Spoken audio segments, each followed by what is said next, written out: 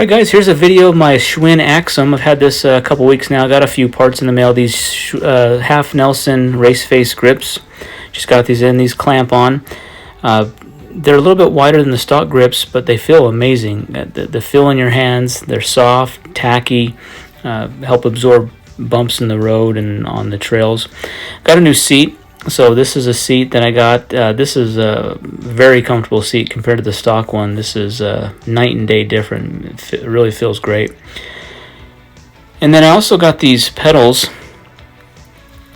and they are, they look similar to the race face Chesters. They're called like a marquee. I'll leave a link in the description of these parts here. But these have a great feel to them. They spin really well, hold the weight well. I haven't long-term durability. I don't know yet, but I'm really happy with them. They feel great.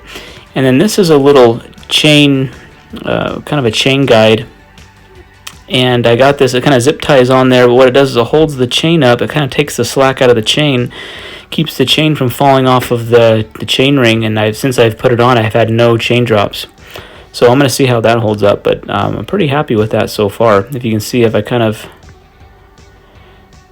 you can see here, I'm dropping it, and it really keeps the bottom part of the chain tensioned, so that way the chain's really not going to fall off. So I'm doing this instead of changing out the derailleur for a clutch derailleur.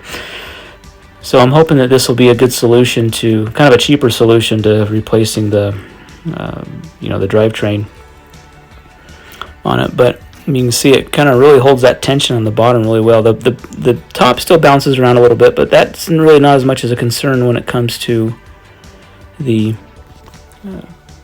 chain falling off.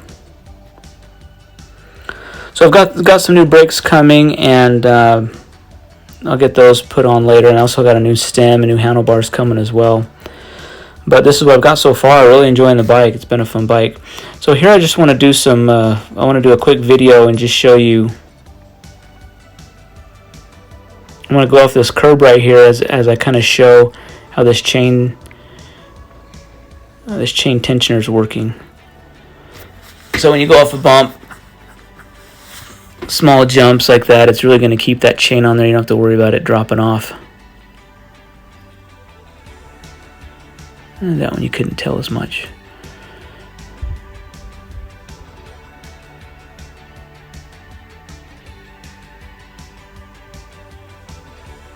See right here? Yeah, the chain doesn't bounce as much as, so I'm kind of happy with this